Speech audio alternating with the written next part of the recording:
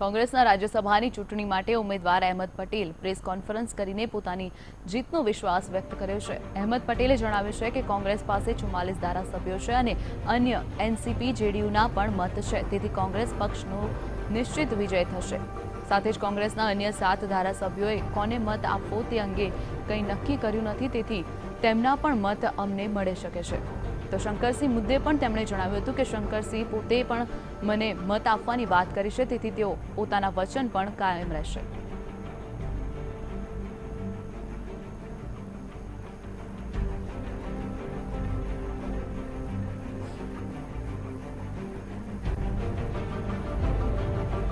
પ્રતિષ્ઠાનો સવાલ નથી। પાર્ટીના પ્રતિનિધિ તરીકે ઇલેક્શન લડું છું। મને મારા ધારાસભ્યો પર સંપૂર્ણપણે વિશ્વાસ છે અને ચોક્કસપણે પરિણામ ખૂબ જ સારું આવશે અને અમારા પક્ષમાં આવશે।